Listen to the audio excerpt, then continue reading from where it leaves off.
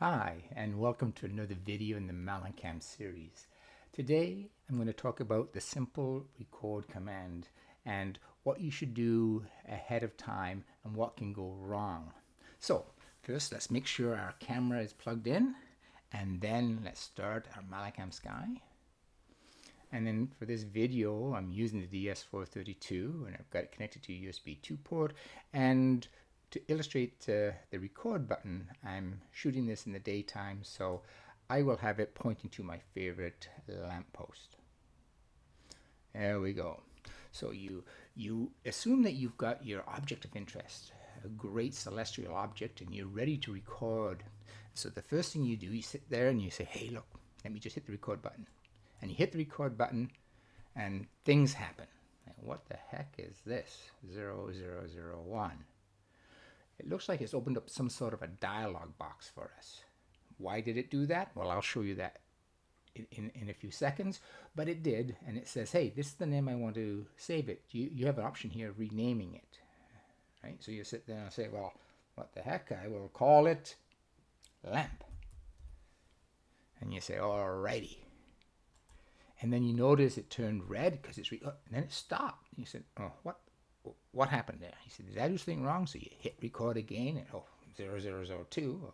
Okay, I'll use that name then. Maybe I shouldn't click anything there. So you hit record, and it starts record, and then all of a sudden it stops. What is happening? Well, the record button looks at the options to see what you have set for the options. And remember, it automatically remembers what you have set in the options, so you don't have to reset them all the time. So let's go to our options and see if we can figure out what is taking place. So here's the record, and it says, oh, there's where I'm putting it. So that's the folder, and there's a subfolder. There's the 000 sequence. But if you look down here, it says show the rename dialog box. Because this is checked, that means every time I hit the record button, it's going to give me the option of renaming the file. So let's uncheck that and say, okay, I would like to use this name format. And again, you have the ability to change the format to whatever you want. Or if you do want to rename it automatically, just check this box. And then we can even give it a prefix. But if you look down below, you'll see that in the limit, the time limit is checked. And it's for 2 seconds. And that says just record for 2 seconds. That's why it was stopping automatically. So let's uncheck that. So if you wanted it to record for 2 seconds or 5 frames or 15 frames, you can check these guys. But if you want to control it by clicking record and then clicking again to stop it, then uncheck this box, uncheck this box. And we'll use this naming convention. I'm going to put a prefix. Just go to lamp anyways, just so it looks cool. And I apply that, and we'll say okay. So now when I go to record, it's actually recording, and it will keep recording until one or two things. I hit stop by clicking this button again, or I run out of the space. Now, to find out where it was, you notice that it was in the options, but if you go to the open folder icon, and you go open record folder, there it is, and there's the guy that we just did. So we were doing all sorts of cool little things before, and there's the one that it just did for us today. And these are all these little 2-second things that we were playing with. What the heck is taking place? There we go. Now, things to note about the record. How, when you hit record, you're either in video mode or trigger mode. So if you don't mind, I'm just going to take trigger mode. I'm going to just change this just so that we can get a reasonable trigger. So I'm going to put it, maybe, what the heck, I'm going to put it at 100. And I'm just going to take a single shot just to see what it looks like. And you can see that's way too bright for this camera. I'll take it down again. Oh, 50 is still too bright. And take it down to 20. There we go. So this is a single shot. And notice how I use a single shot just to get the exposure perfect. Now when I loop, right, and you can see it's recording in trigger mode, well, no, it's not recording, it's imaging in trigger mode. But you notice that the record button no matter what I do, I click it, it's not recording. You say, well, how do I record in trigger mode? In video mode, it was easy. Here's my video mode. The record button's available. I click it, I record. I get a wonderful image, a sequence of images from my video. I stop it. It's saved in my record button. So everything is cool.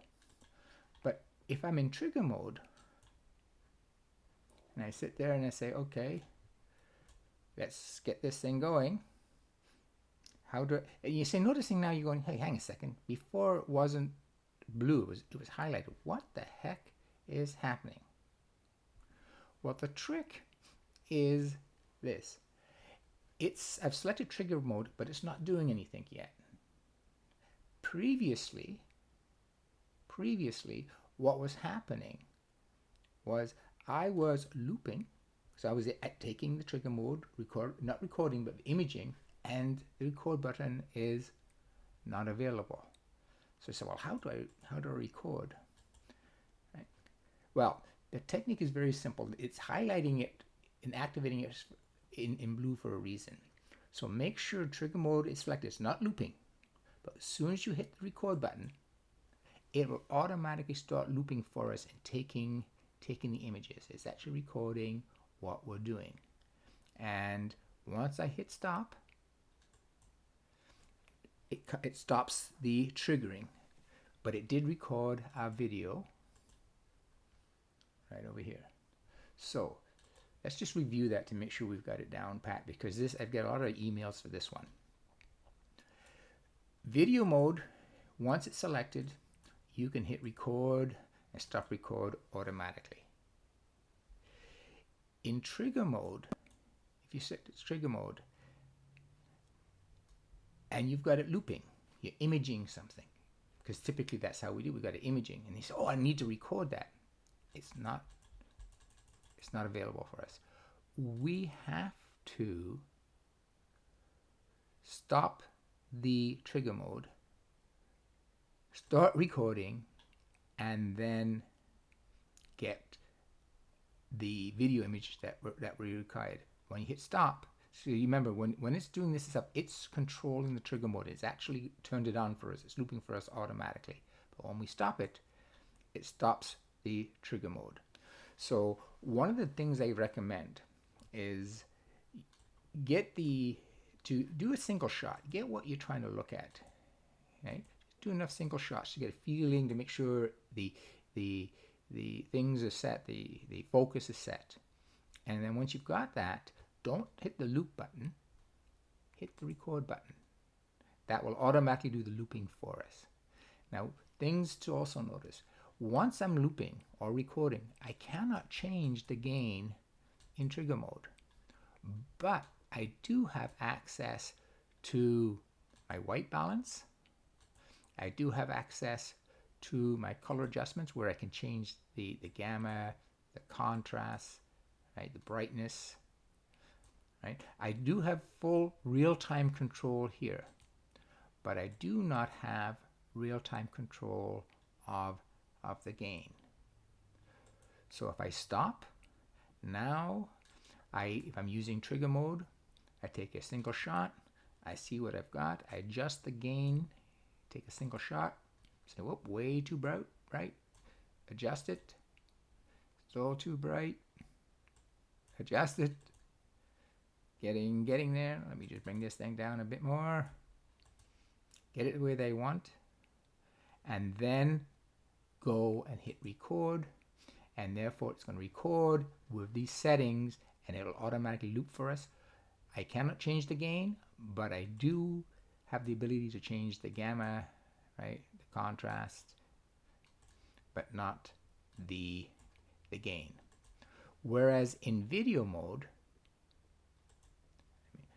once I can click record, and it's recording the process, I do have the ability to play with the gain in real time. I can also play with all this stuff as well, the gamma and the contrast and the brightness. There we go. So be wary of those differences between video mode and trigger mode. Video mode, you have full access in real time, but in trigger mode, you have to set your gain ahead of time, and to record it, you have to stop trigger mode and hit record, and record will automatically start trigger mode and looping it for us. Well, it won't start trigger mode, it will just start looping for us. And when you stop the recording, it will stop the looping for us.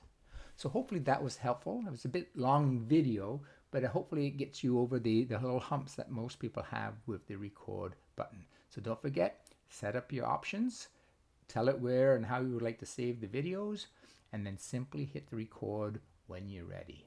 If you have any questions, log on to our user group and just pose the question and somebody will get back to you. And as usual, clear skies, and thank you for watching.